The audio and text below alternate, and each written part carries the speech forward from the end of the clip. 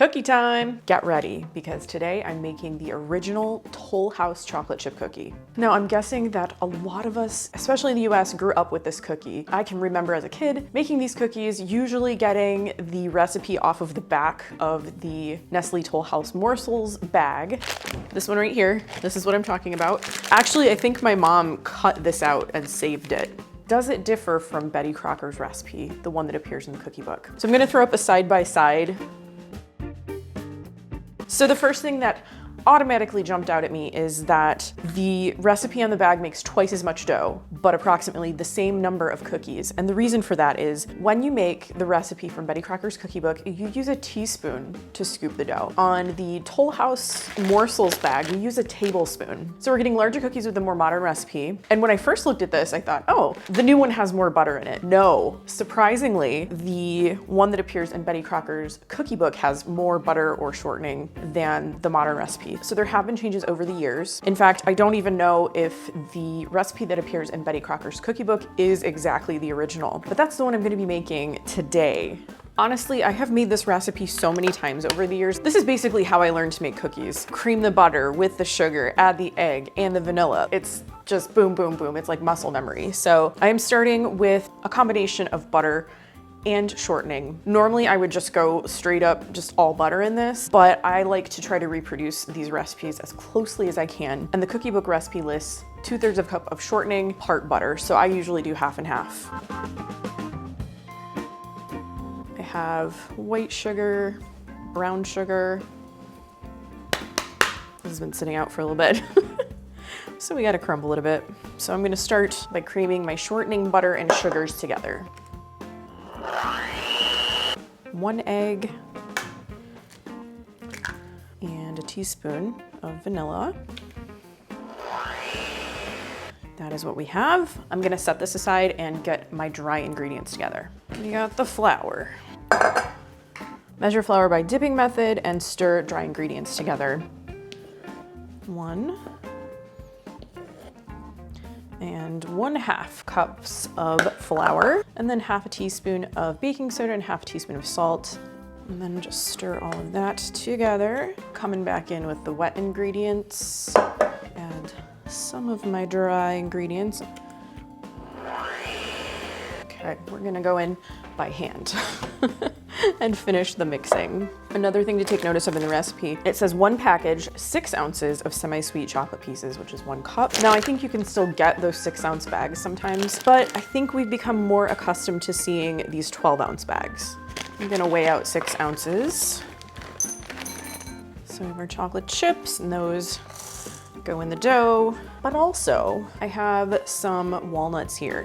The recipe in the cookie book contains chopped nuts. Now I know not everyone who I'm giving these cookies to would appreciate those chopped nuts, so I'm gonna divide the dough in half and then add nuts to part of it. I wanna stick with the cookie book recipe, but I also wanna make sure that these cookies get eaten. When you're mixing cookie dough like this by hand, make sure that you have a nice sturdy wooden spoon or a sturdy spatula.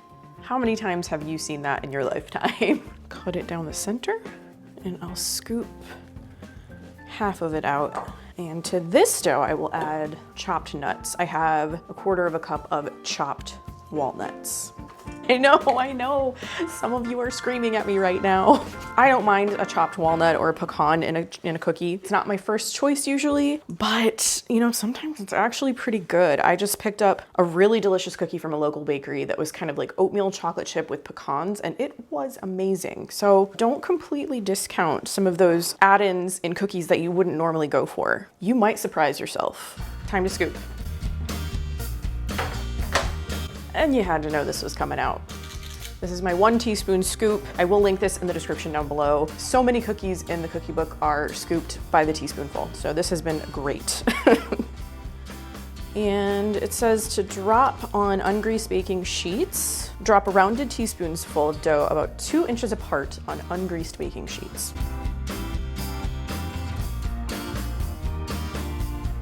These go into a 375-degree oven for 8 to 10 minutes.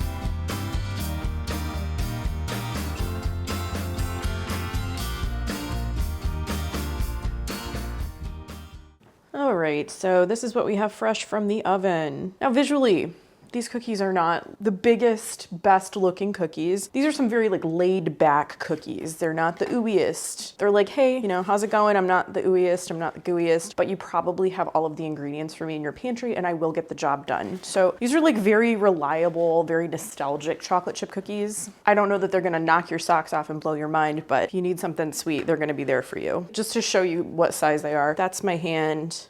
You know, it's a nice little cookie. It's not like one of those big monsters. Not to say that I don't like those big monstrous cookies, but sometimes this is what you want. They're the original. I'm a cookie. How's it going? I started it all, but it's no big deal. Let's go with snowflake. So one thing I noticed about these little teeny cookies, the chocolate chips maybe aren't the most evenly distributed. So in this case, you may want to go mini semi-sweet morsel instead of regular size. Since we have the technology to have those nowadays, maybe, you know, if I did this exact recipe again, I would probably go for something a little bit smaller. But look how darling they are. Don't you just want a big glass of milk right now? These are just like small, toasty looking. These have cooled just a little bit. Focus, please. Thank you. So you can kind of see what it looks like. Let's break one open. Ooh, yeah, that's still warm. That's not quite cool. Yeah, that's not half bad. Maybe it's not crumble or Mrs. Fields, but you can make these at home with your own two hands. And they certainly make your kitchen smell amazing. I mean, I know what a chocolate chip cookie tastes like. I'm gonna taste them anyway. It's a chocolate chip cookie, so it tastes good. I don't notice the walnuts too much. Maybe I like chop them up a little too fine. I can just kind of get that mild like bit of walnut flavoring. Yeah, I like them. So there's like almost a bit of a sandy, crisp quality on the outside of these cookies that you don't always see with like store-bought cookies that are like very soft and fancy looking. These are homemade. You're not fooling anyone. These are homemade cookies, and sometimes that's what you want. That's what you need. So I think these are fantastic. They're not the fanciest cookies I've ever had in my life, but I grew up with them. You maybe grew up with them. Most likely you did. And they really hit the spot sometimes. I hope you like this video. I hope you're enjoying all of my cookie book videos. There's more to come. I'm cooking my way through this baby. There's just so many great recipes in here. I love this book so much, and I want to branch out and try as many as I can. If you did like this video, please give it a thumbs up and subscribe to my channel if you haven't already. If you have friends and family who happen to love videos like this, please share it with them. It really does help my channel grow and reach a larger audience. Thanks again for watching, and I will see you in my next video. Bye.